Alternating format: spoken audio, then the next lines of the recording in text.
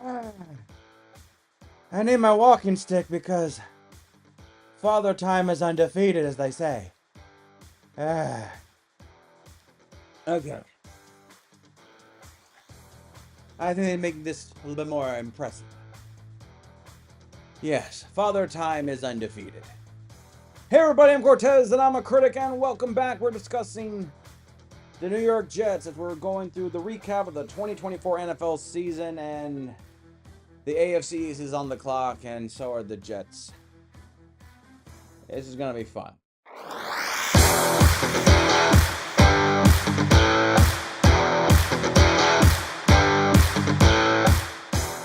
So, how you guys doing? You Jets fans out there, how you doing? You kind of feel a little bit pissed off, I get it. But how you doing? By the time of this recording, Aaron Rodgers has not been signed, announced, anything. I have refreshed my ESPN page and not a single word about Aaron Rodgers on a team. Honestly, I don't care. I don't care. Aaron Rodgers, very sadly, I think has damaged his career as a player. I'm not going to talk about him as a person, whatever. I mean, so I'm going to look at it more in the sense of this is just a case of, dude, make up your mind. You are the most decision savvy quarterback in the NFL. But when it comes to your career, I don't know. I just feel like maybe because Aaron Rodgers doesn't have a plan outside of football is what's given him the conundrum. Because he doesn't know what he wants to do outside of football. He's not been given anything like Drew Brees and Tom Brady got. He has not really done any commercials anymore, or even brought back to commercials. So Aaron Rodgers doesn't have a family, doesn't have a wife and kids. So my guess is he doesn't know what he wants to do, but I think there's a small part of his in his brain that he's thinking, I don't want to be, broken and do another season and then basically have to go through like 6 months of rehab and basically take, pain medication to overcome my broken body and my late in my career. Aaron Rodgers is a Hall of Famer, just like other quarterbacks and other players that are Hall of Famers. Just because their character off the field does not dictate their status on the field. Rodgers is one of the greatest quarterbacks, if not the greatest quarterbacks in NFL history, even though he only won one ring, and quite frankly, I will use that against him because ha ha ha ha. So, the Jets. That's what the video's about. It's not about the Packers anymore. It's about the Jets. I drank the Kool-Aid. Tastes like rat poison. And said the Jets were going to be 11-6, but if worst case 9-8. And I said in my preview video, they better make the playoffs. But apparently I was speaking to my own darkness retreat, because nobody heard me.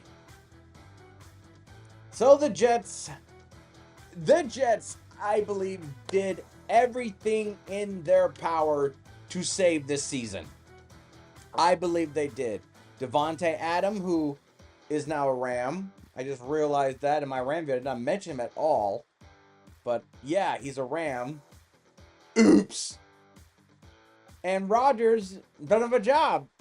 And just can't help but feel... I am so glad I am not a Jets fan.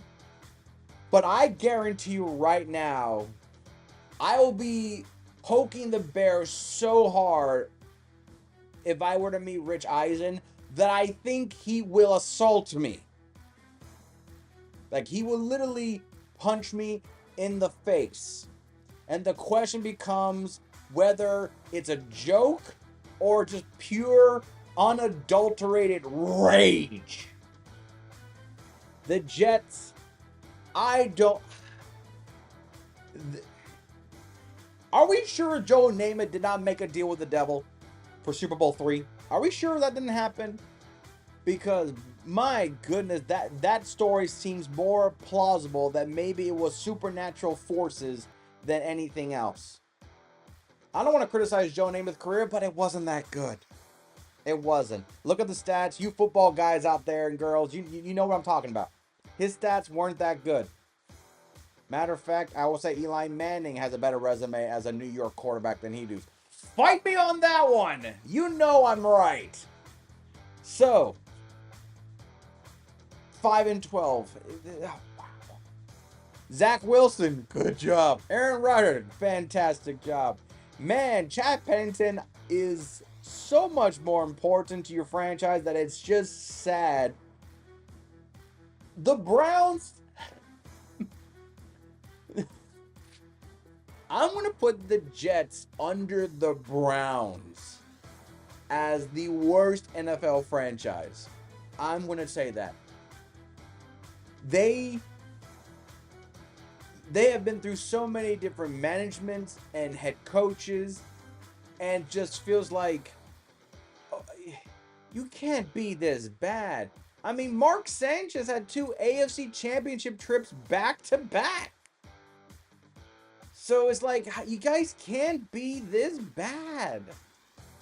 And the thing is that we're giving you guys way more props of potentially going to the playoffs than the Browns. So this is just a case of really sad stories. So let's talk about your best game. Week 9 versus Houston.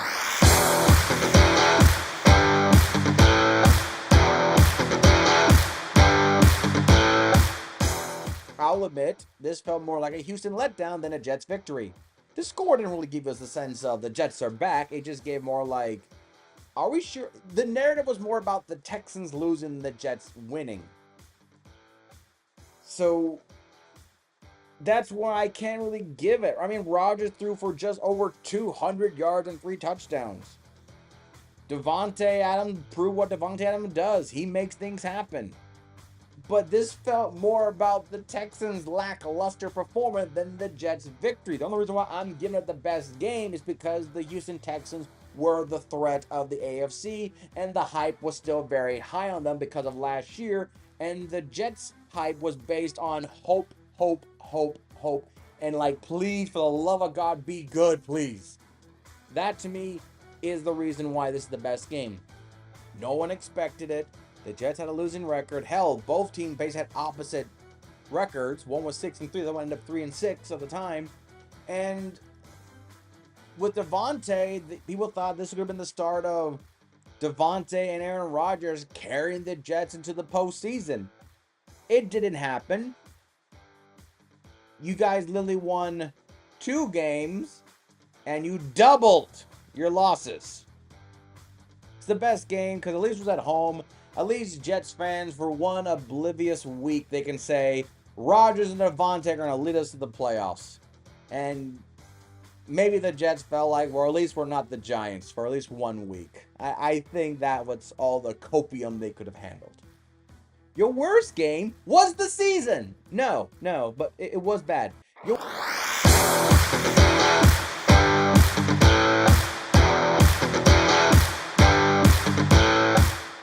Your worst game, I said I don't do this.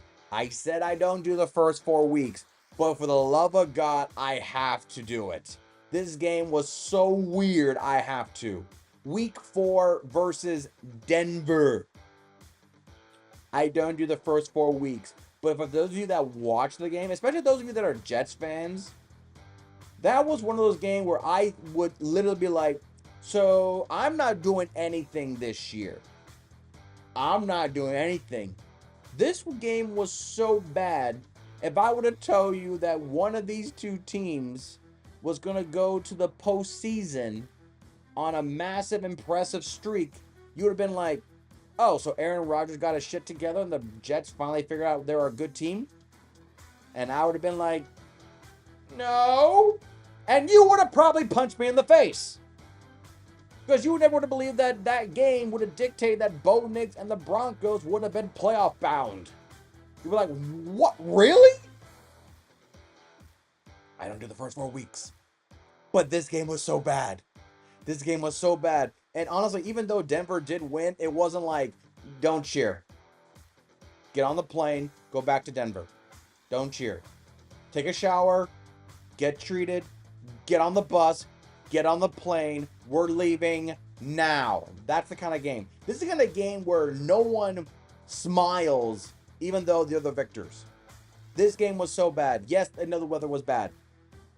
But this game was just like Aaron Rodgers could not. There was no magic left in Aaron Rodgers for one pass, nothing. Yeah, this is bad because it just was a big. The whole game was bad. That's why the whole thing is bad. That's why it's bad. Bad, bad, bad, bad, bad. Your MVP. The MVP for the Jets, I'm giving it to Breece Hall. I'm giving it to Breece Hall. He was the only offensive. You know what? No, I'm not giving it to Hall. I'm giving it to Aaron Rodgers. Aaron Rodgers, at the last end of the season, he only had 4,000 yards, 28 touchdowns, 11 interceptions. I'm giving it. No. I'm not giving Aaron Rodgers either. No. I'm giving it to Devontae Adams. Devontae Adams came in on 11, only played 11 games. He had nearly 900 yards. 7 touchdowns. Him and Rodgers. No. I'm not giving to him. He wasn't really a Jet until the trade. So that's like kind of cheating. Screw it. I'm doing it again. I'm changing my initial plan on my laptop, and I am changing because I'm having a rant. This goes to the fan base that endlessly paying out to go to, because I have not lived in New York like these folks have, but I know it ain't cheap. And to have one sense of relief once a week during the football season to see your team in the green and white win is something that can prevent you from potentially walking off the subway track before the subway gets there. This is so. I'm giving it to the fans. I'm calling a mulligan that I'm sure my editor, which is also me, gonna love. We're giving it to the fans. I am changing my notes right now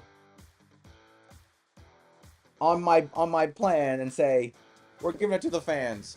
The Jets fans. The Jets fans for probably the past 5 seasons, 4 seasons. The Jets fans for the past decade. I know that there's no fan award, but I'm giving my vote to the Jets fan because, by God, at least the Browns went to the playoffs last year with their 7 quarterback carousel nightmare. I am giving the Jets fan base a decade of honor. A true fan goes into a season with hope, and then when reality hits, they don't flinch. And that's probably the only reason why Rich Eisen won't punch me in the face, because I'm basically saying, you deserve more. You deserve so much more than this. Jets fans MVP is the fans. The grade for the season, it's a failed. Honestly, we can just say, what is the Jets grade? It's Jets. For failed. This organization is so mismanaged that I think we are in a time frame, from movies to corporations to industries, that leadership needs to be replaced. There are leadership that has been there for 40 years in organizations that need to be replaced. You need new leadership. And that is the reason why the Jets need to. I am sorry. Some of you have been there, probably there during the Nixon administration. You kind of need to move on and get fresh blood. I don't care if it's nepotism. Put your grandson, granddaughter, daughter, whatever in charge. You need a new, fresh pair of eyes that don't have LASIK surgery or bifocals to see the fine print. Well, that won't happen. Because, hell, if I own a franchise team, I would be stubborn too. So that's the Jets' season failed. Your players? Honestly, I'm going to form it out saying take the best available player.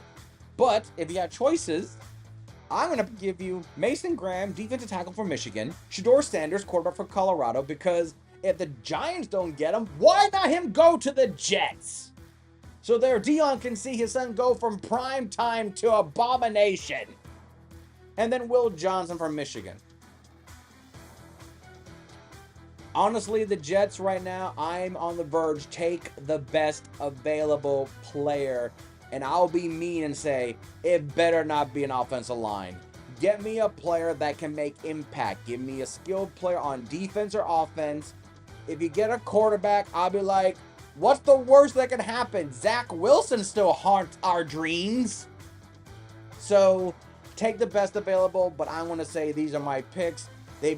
I'm just saying, don't trade it. I know trade for more capital. I know, but I'm like, there are very talented players that are not going to be around past your pick.